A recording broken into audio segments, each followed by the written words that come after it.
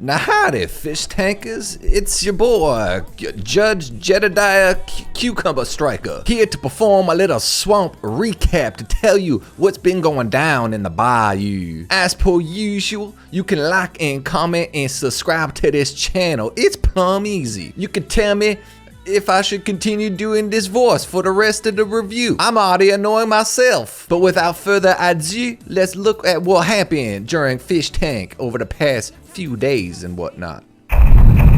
Day 9. If you remember where we left off last time, Cole was passed out drunk on the floor. He ends up puking. Shinji takes care of him, proving he is the best husbando. Oh my god.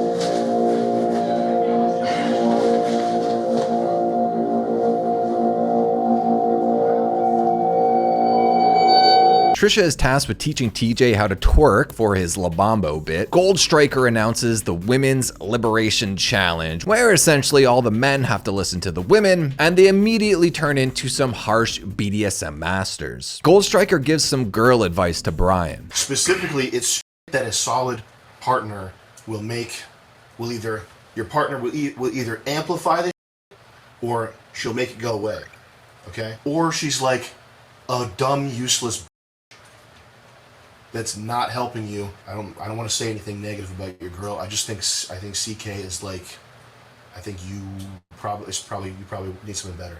That's all I'm saying. I'm saying this like I'm trying to be as tender as possible. I'm not a tender guy. I think she does the night shift at IHOP. Yeah. Bro, I can't picture her doing anything other than that. You know what I mean? We also find out that Brian is not that smart. Have you ever taken an IQ test? You ever take SAT or ACT? Yeah, I took which one's the one with the bigger number? That's how stupid I am. SAT? Yeah, Did you do good on it? I got like a 1050 on that. Okay. The boys then have to make dinner for the house, but right before they have a chance to sit down to eat, they have a group therapy session that lasted several hours. Everyone is forced to speak at some point to air out their grievances with the other fish in the house. Obviously, the majority of the focus here is on Brian and CK's relationship. Watched, SH's content. You've watched MDE with me. Why the f would you think that they would, want to help? It's insane. I see where you're coming from. You didn't think this through at all. Now, I'm not trying to white knight for CK here. Honestly, I could care less about her. But I do think that the way Brian was talking to her in this challenge, it almost seemed like he might be the abusive type. And listen, I'm sure on some point production had pulled them both aside and told them to make this part of the show confrontational, just anytime they have to talk about their relationship. I'm sure that did happen. But it's just the way Brian talks down to her. It just seems very cruel. The other big talking point of this session was everyone's opinion of Cole. Nobody seems to like him. They all feel he has a ivory tower attitude, and they attribute this to him growing up rich. Cole, I'm so happy for you that you have had a good life. I am really sincerely happy for you for that. Not everyone in this room has had that. I have more money, my social life is worse. Cole, Gold Striker even leads the charge against Cole for having a personality problem. You know Cole has a problem, right? You know Cole has a personality problem. Yes. Okay, so just close your eyes. Think about what his personality problem is, and get to elaborating and just be brave, man. As I mentioned, this challenge goes on for an extended period of time, and you could see Gold Striker getting more and more uncomfortable because for the most part, this was actually just serious and not really that funny at all. And you could just see him squirming in his chair as time goes on. Watching him be uncomfortable, not being able to be funny was actually really funny to me. I feel I'm gonna have to Cole, what do you think? But you should have understood that from the get-go. This kicks off Cole's 1%er arc. While all the other brokies complain about Cole's financial upbringing making him pretentious, Chad is going crazy defending Cole, as he's clearly bringing the most content to the house. Cole burners come to his defense by sending him cigarette deliveries, flooding him with more smokes than he knows what to do with. The convo then switches back to Brian and CK's relationship, but Chad are now fully committed to the Cole bit and starts sending him snack deliveries. Gold Striker claims that no food is allowed in the therapy session and confiscates his piece of pizza, eating it. Clearly, he was just hungry. This leads to Chad continually sending him snack deliveries and Gold Striker eating them. He honestly ate like 4 pieces of pizza plus snacks, all while a very serious conversation was going on. The dichotomy between the two was hilarious. After the 2-hour talk sesh, they can finally go and eat their cold dinner as Gold Striker pulls Cole aside in B1 and gives him some words of encouragement. You know these people suck and are crazy, right? Yes. Okay. I'm a trust fund kid too. They always want to knock you down a peg. They always want to make you like, my life's so profound because I whatever had to work an actual job. F all that. That's what I think too, but These people win this. Or do whatever you want, but don't listen to that shit. Hogwash. Simply hogwash. Okay. But with I might have to stay a lone wolf for a bit. The ally thing, I mean, everyone's still against me. I don't know how you're gonna turn the tide here. I mean, I could go the, like the Kulak, like I'm better than you route, but they don't want to see that either, Well, do what you gotta do to interact with them, but I'm just telling you, don't let it get in your head. Right. Okay? Poor people suck. I know. Well, I mean, rich people suck. Everyone sucks. It doesn't. But people, all different kinds of people suck. Poor people suck, Cole. This is by far like the best bit so far of season 2, making this very distinct hierarchy amongst the fish, putting Cole against everyone, pitting Cole against everyone, putting him at the #1 position, and basically putting all other fish as like these bottom feeding parasites. Cole hangs out in B1 for a while, and TTS/snack deliveries is going crazy. He has so many goddamn treats that production needs to start taking back the loot crates immediately because they're gonna run out of loot crates at this point. He also gets multiple pep talks from Vans, so many that eventually they just start talking about music because Cole is like pep maxing. He can't get any more pep. Unironically, Cole ends up putting on a face mask before he goes to bed, but then gets pulled downstairs for another snack delivery, a birthday cake.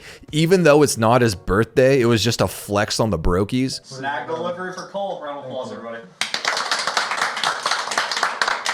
It's not my birthday. The timing of this couldn't have been any more perfect, just him standing there with his face mask on, getting a birthday cake that he doesn't even want to eat.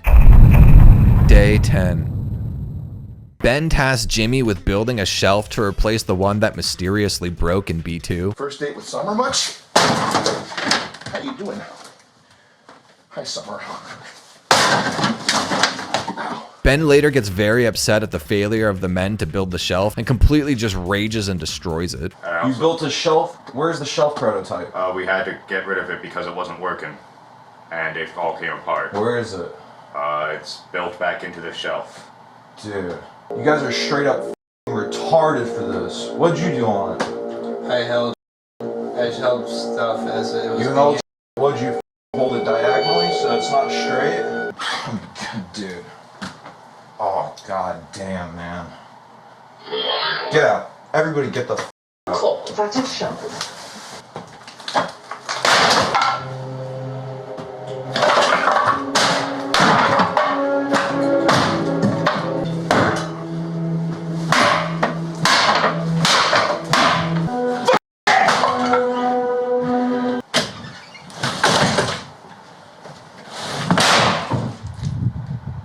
Cole is calling it up in B2. He mentions CK as an actress. This potentially leads to a bit, so keep this in mind. It will come up later in the day. Cole said he's pretty much had enough at this point and he's leaving. You want to leave? I guess that's it. I'm sorry. Well, wait for, Judge. He's on the way. Will you at least do that?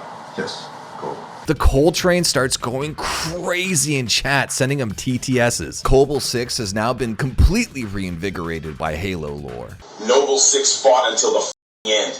You're killing us, Cole. You have to show the people that we can be courageous too. Noble 6. Oh, okay, you're right. You better not leave, dude. You're the only reason this is watchable, and you're everyone's favorite. Win this. Cole, this is Mommy. We support you in being your own man. Make your own choices. Do it for Reach, Cole. Master Cole, love you. I'm gonna do it for Reach. Cole, finish the fight. Yeah. Finish the fight. Cole, the longer you stay, the more casting directors will see what you have to offer. This is a golden opportunity. It's true. It is true. Yeah, well, yeah. Cole, you have been alive for 8,030 days. What's another 20 days in a once-in-a-lifetime event? That's true. Chat says your new name is Cobble6. Cobble. Master Cole, finish the fight. You have no clue what a lead you have over these retards, save Earthkill Covenant. You know who's the Covenant? Brian. Should I stay or should I go now? Cole, what about Maximus Decimus Meridius? Did he give up? Be like Noble 6. Be like Maximus. They would stay. That's right. That is okay. Fine. I'm staying. Character? Cobble6 right now. Flag taken, flag dropped, flag taken, flag dropped, flag taken. Truthfully, I think this is probably the most active I've ever seen Chad or TTS like throughout the entirety of Season 2. Jet arrives and gives him an Xbox 360 with Halo 3 and a monitor. The rest of the fish are in B3 just seething, devising a little scheme on how to break the Xbox. This 1%er Cole bit is honestly the best bit of Season 2, so Jet comes up with a coat hanger to block the hidden passage between B2 and the bunks in B3. Gold Striker then pops in and plays Halo 3 with Cole and gives him a pep talk. The seething brokies in B3 send Shinji in to spy on him, but Shinji ends up getting a taste of Cole's lap of luxury and ends up staying to play Halo 3 with him. The two privileged fish get a personalized combat training session with Sensei Scott, choosing to learn kickboxing, swamp style. Jet asks TJ if he and Cole are the only ones that know that some of the fish are actually actors. TJ is confused by this, but now suspects that there are multiple actors amongst the fish, as well as CK. In an ode to John from Season 1, Gold Striker physically abuses Cole during the kickboxing training, and needing to kill time until their planned nightly activities, he invites Jimmy to spar with Cole, body shots only.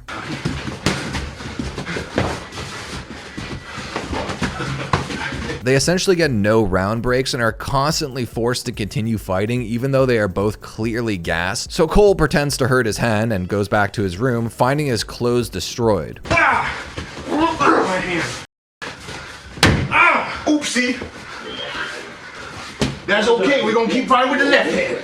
If you hurt your hand, why would you punch the wall with that hand? It's worth noting that production had been pretty hard on him during the boxing session, so he just figured that this was them messing with him, but it actually turned out to be Trish. Jimmy is then forced to spar with Sensei Scott and reveals that his 12 years of MMA training has given him the ability to kill Scott with one punch. We both know there are certain points of the body that can kill a man. Let's try to avoid those. Jimmy, you know that's not true, right? Yes, it is. You know it's not, right? Yes, it is. No, it's not. Yeah, huh? Wow. Jimmy, I'll give you $100,000 if you can kill Scott. I don't want to kill him. Solar plexus. You punch your liver hard enough, you go into full liver cirrhosis. Jimmy, there's no way that you're going to give Scott liver cirrhosis or anything else. You blow out the appendix. Jimmy, that's not a real thing. What killed Houdini then? Probably a cannonball? Yeah. Alright, Jimmy, your goal is to kill Scott, and the reward is $250,000 if you kill Scott. Why would I want to kill a man? He's done nothing wrong to me. To prove that you're not a liar? Well, I've never said I killed a man. It's just that I... Alright, Jimmy, kill him. $250. Gold Striker tries to up the ante. Thankfully, Jimmy is a good Mormon boy and spares Sensei Scott's life. Are you saying you think you could drop him with a headshot? Oh no, I'm trying to figure this out. So this is like... These are both headshots. Figuring it out, dude. No, you're doing body shots right now. I'm asking you if you think you can take him out with a headshot, though. I'd have to line it up, but probably. Probably? Scott, do you want to do... No. Is that too much, Scott? John Taffer from Bar Rescue made this tweet that literally had me in tears. Kamehameha. I am not a Redditor and the Jews did 9/11. I'm balding because I'm Italian. Ha! The judge has a obligatory flex fest in B2 for the ladies. What do you think? Get a little closer, Taylor. Come around. Come check it out. Close the door. Check it. Lock it.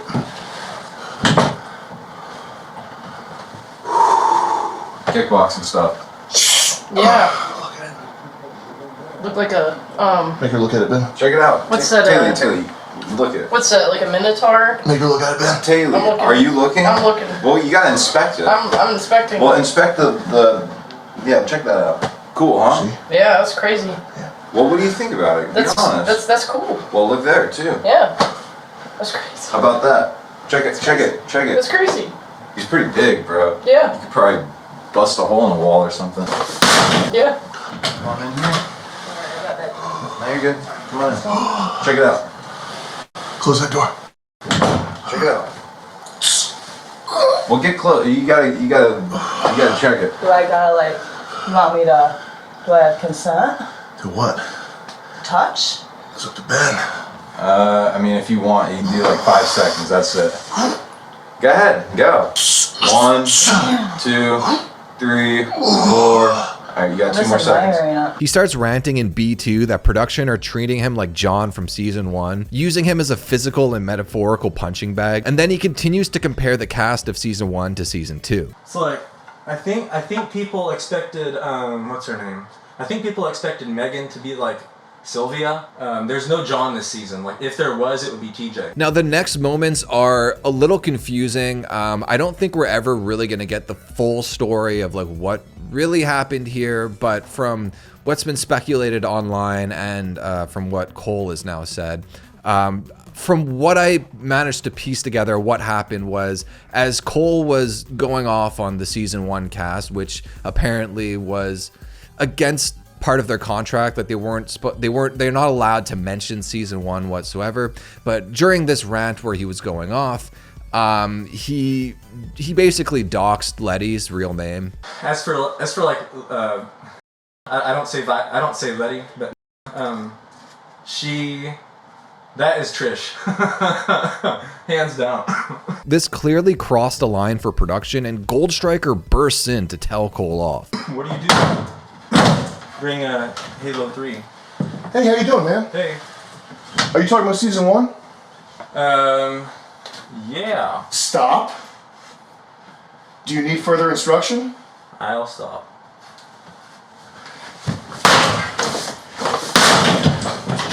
I'll let myself out if that's okay with you.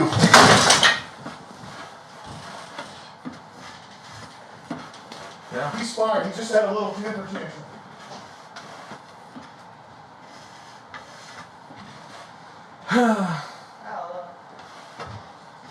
Oh. Cole. I didn't do that. That was him. And because I talked about the last season, but people. Well, never mind. And then Cole throws a light temper tantrum, breaking things in the tank. Ben comes in and tells Cole to collect his things. Can we please get you to clean up your mess and clear all your stuff? We got your replacement coming in right now. Perfect. He then goes downstairs and is kicked off the show. It's so Culver. This was extremely controversial to say the least. Later that night, actually, Cole would go on Megan's Twitch stream, which I believe is Doge_Bert. Check her out if you want to check out some of her live streams. He didn't go into too much detail. He did kind of dance around it. I'm sure he has NDAs or whatever that he signed, so we can't really mention what really happened here. But basically what he said was, yeah, he crossed the line by mentioning season 1. Well, are you allowed to say why you got kicked? I need to tread lightly. Because if anyone will get sued, it'll be me. Right? Wasn't it because you said Letty's real name? I think it was that. It was also just talking about everything season 1, which it was only for like a few minutes, and I was very worked up. Other fish had mentioned season 1 in the past, like on the show in season 2.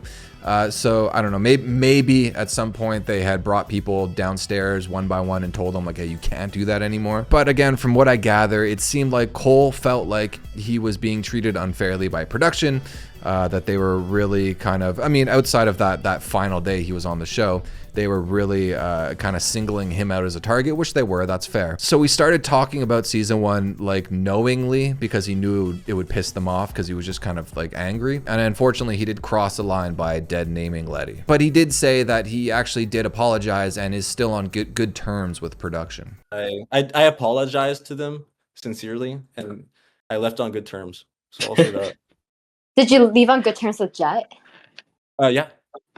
Oh, I see. Okay. Because people were telling me that you didn't leave on good terms with the producer. Oh, I did. Yeah. Well, yeah.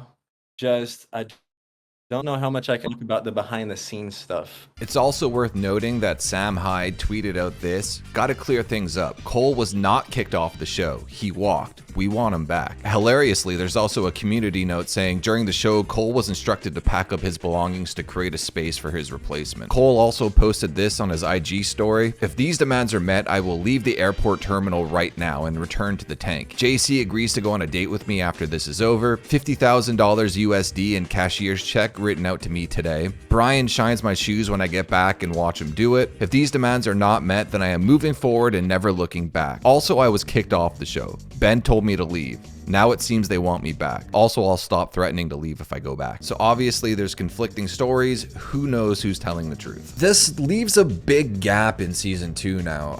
I think kicking him off was like a major hit to the amount of content. I mean, he was clearly the main character of the tank. He was in the biggest storyline at the moment. He's, you know, clearly the antagonist, if that's how you want to call it. He was kind of more of an anti-hero because so many people were endorsing him. But I mean, in a classical sense, a classical narrative sense, he was the antagonist of the tank. A lot of people seem to be really upset with him leaving. They don't feel like they have anyone else they really want to root for anymore. But I think that when John left in season 1, a lot of people had this same sentiment, and I think clearly that show got better after he left. Not because he was like bringing the show down, it was just it went to new places. And I think a lot of the fish that are still there have like really yet to come out of their shells. I mean, we are only in week 2, like it is still pretty early in like the 6-week span of the season. Cole leaving does suck, but I think we still have a lot of runway ahead of us, and there's still a lot of places this show can go. Back in the tank, Gold Striker talks to TJ to continue the actor bit, telling him there's at least 2 fish who are paid actors and not eligible for the main prize. Yeah, Jet brought me upstairs, and he said to me like, hey, just making sure you know this, but like, you know, CK's an actress, right? And I was like, no, I didn't know that. He's like, but I thought saw you and Cole whispering about it. And I was like, no. She was told to come in and have a big blowout fake breakup thing. Okay. Brian is like he's not like a plant or anything like that? He's not a plant, no. Do you want to know the good news? Sure. The good news is the people that are like paid to act are not eligible for the actual prize. So you're not actually competing with 5 or 6 other people right now. You're competing with a smaller number than that. The people who are acting are getting paid a flat rate. Gold Striker smartens up TJ to who Brian really is as a person. Brian is a real contestant. He's in it for the prize. He's also not your friend. I'm not gonna say about anything about his character. I'll tell you not to get your hopes up about a pact with him where you're like brothers or something. That's not real. So you're not here to make friends. If you do a good job, I will personally be your friend. Okay. That's not a lie. All right. But I wouldn't trust Brian, man. I wouldn't trust him farther than I can throw him, and that's pretty far. Why would you want to trust him? TJ, keep this knowledge secret. He's got it's a rat. He has a rat. He has the mouth of a rat. You ever look at people? Yeah. What do you think about me based on the way my face and head looks? You come from the British Isles? Thank you. Brian has the mouth of a rat. He has it's not a fake smile, but he just smiles for no reason. There's a thing, duper's delight. When you are somebody you're like getting a lie over on somebody, like you're tricking someone, you can't help but smile a little bit, and he does that. He'll smile for no reason. He'll just have this like smarmy rat smile. Jack Nicholson is the Joker, and that's duper's delight. That's because he's like tricking someone in his opinion. The fish are then tasked with building forts out of cardboard for their new guest, which turns out to be Chip. Need help?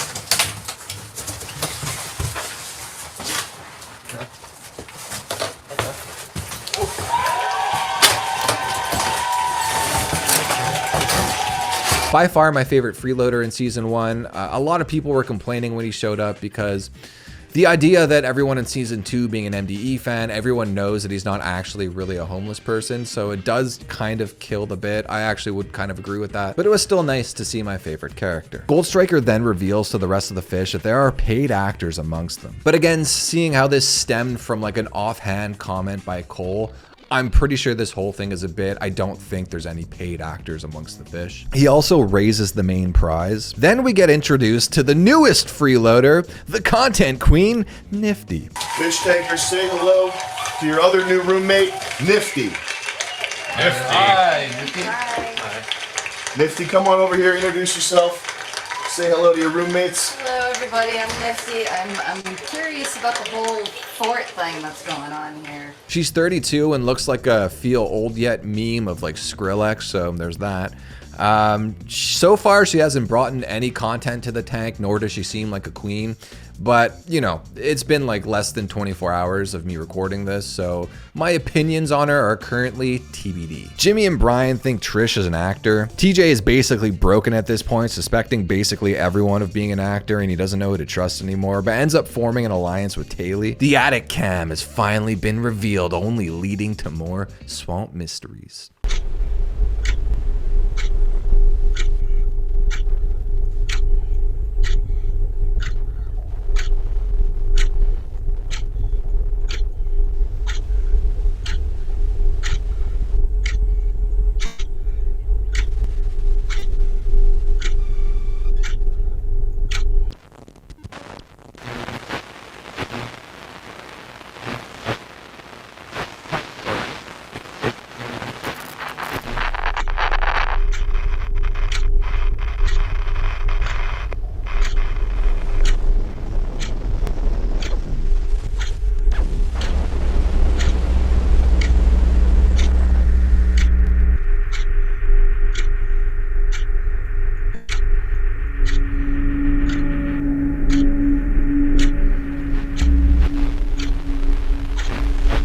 And then finally, Jet announces a new gameplay feature, Beefs. This is a safe chain that can be broken in emergencies. Yank it and get out. If it is not an emergency, yank it and go home instantly. The doghouse is where you will go when you lose a beef. A beef is a 1v1 battle commenced by ringing the bell. Now, usually you choose to start your own beefs in this house. But tonight, with the tension that we've witnessed, it's a CK versus Brian battle. Brian and KC are forced to beef with each other, with KC kissing Shinji to win, placing Brian in the doghouse for the night.